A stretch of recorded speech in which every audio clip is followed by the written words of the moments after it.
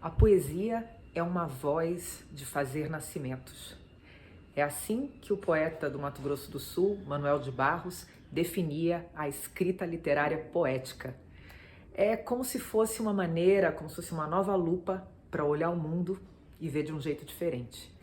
Será que os nossos convidados concordam com isso? E é possível rimar poesia e pandemia? Tem um aspecto da poesia para mim que é tentar desconstruir o que está difícil. Assim, eu uso muito tornar palavra de coisas com as quais eu estou tendo dificuldade de lidar, de elaborar, não só com as coisas bonitas, né? Eu tenho muito esse trabalho, para mim é meio técnico, assim, meio mecânico, pegar a palavra e botar uma aqui, outra ali, e tentar, e com isso ir elaborando a situação que está acontecendo. Então, nesse sentido, talvez pandemia rime com poesia, porque eu acho que só a poesia salva a Emma. Eu acho que é um momento meio complexo.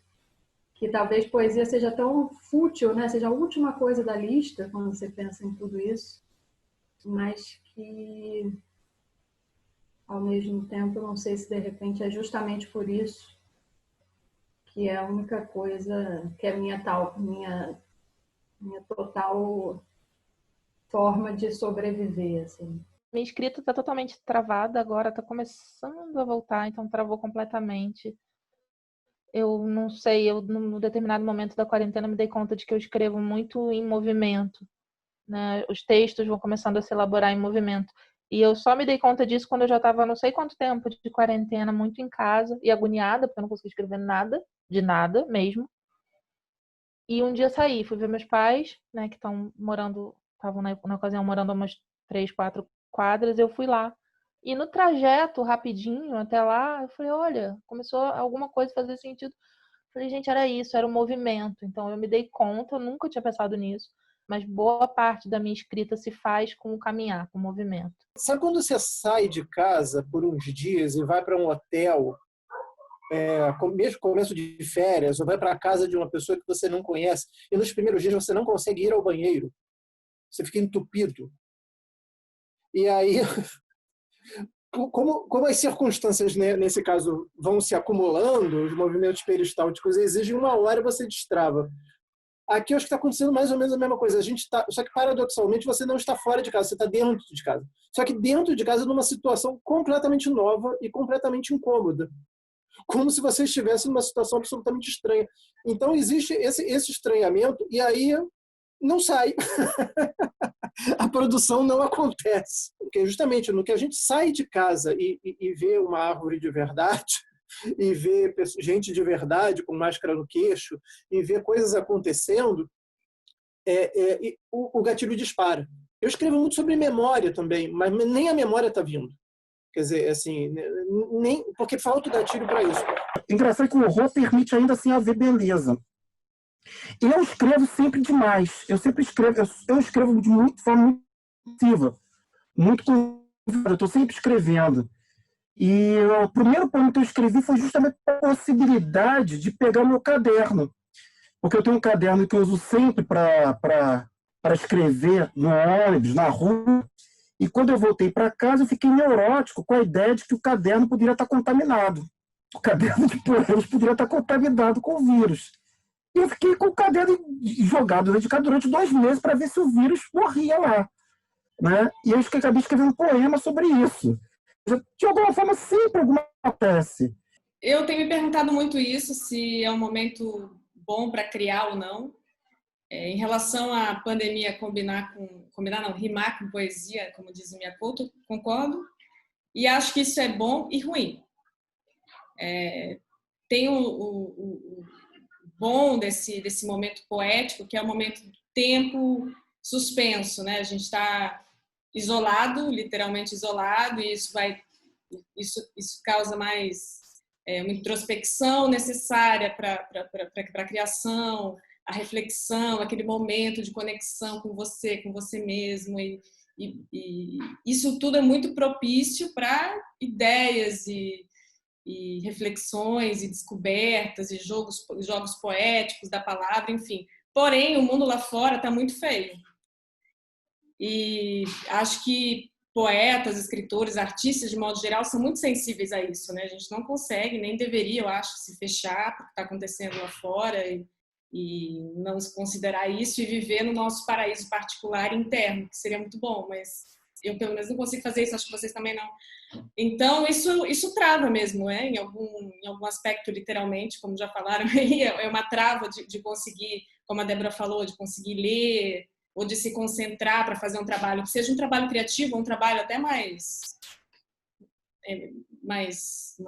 físico, né? Mas, enfim, acho que esse é o pior, assim, é a sensação de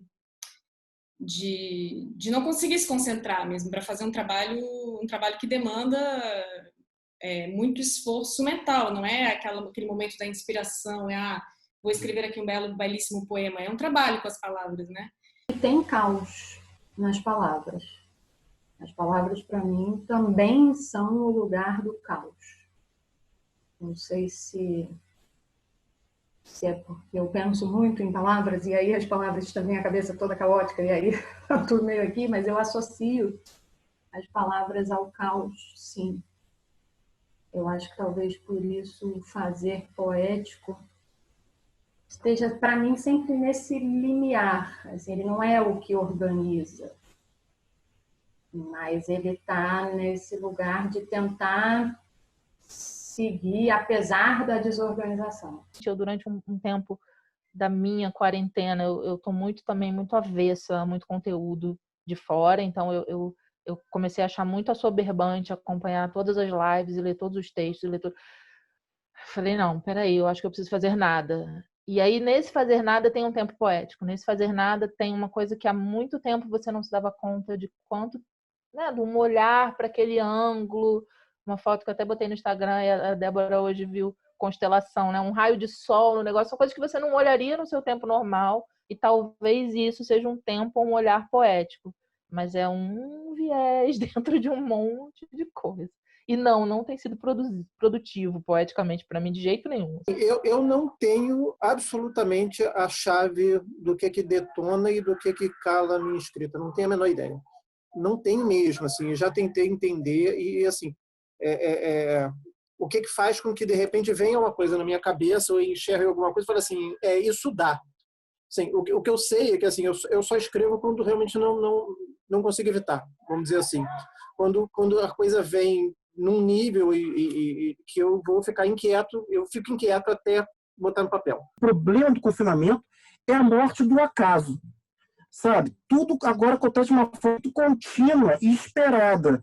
A gente não tem o acaso de, sem querer, encontrar com o Túlio na rua. A gente não tem o acaso de, sem querer, ir numa livraria e achar aquele livro. A gente não tem o acaso de, sem querer, sabe, ver alguém fazendo alguma coisa na rua, sabe, no ônibus, no metrô, tudo te forçar. Obrigado a se deparar com o acaso dentro do lugar que não tem acaso, que é a sua casa. E o engraçado é que a pandemia, a questão do confinamento que nós estamos vivendo, é uma coisa inaugural na história humana, pelo menos os termos que estão acontecendo, tem um detalhe que é interessante. A gente não está tendo tempo para meditar e pensar. Eu sou professor. Eu nunca trabalhei tanto. Ou seja, de alguma forma, quando eu estava dentro do trem, dentro do ônibus, vindo do Rio para Teresópolis, quando eu estava caminhando, eu tinha um tempo de reflexão da minha pessoa comigo mesmo, mas né, porque você tem um rodízio de coisas que tem que ser feito, um roldão de coisas no qual o tempo do deslocamento que é necessário para você refletir, você não tem. Esse é o momento em que a gente pode estar gestando muita coisa, que esse efeito pode vir depois. Eu não estou com muita perspectiva, muita expectativa de fazer uma grande obra, um grande trabalho agora nesse momento, mas eu acho que muito do que vai surgir daqui a um tempo, ele está sendo gestado agora, nesse momento de introspecção, de isolamento e de contato consigo, né? 2 dias depois do meu aniversário de 14 anos, um homem invadiu minha escola e matou 12 crianças. Foi tudo muito rápido. Eu sei que as histórias trágicas sempre começam assim. Foi tudo muito rápido, mas não estou exagerando. Às 8 horas começamos uma aula de língua portuguesa. E às 8h15 tudo estava terminado. O dia finda e eu findo. Descubro que vem do grego a palavra entusiasmo, que servia para dizer há um Deus dentro de mim. Busco. Planto e colho, canto e calo. Busco.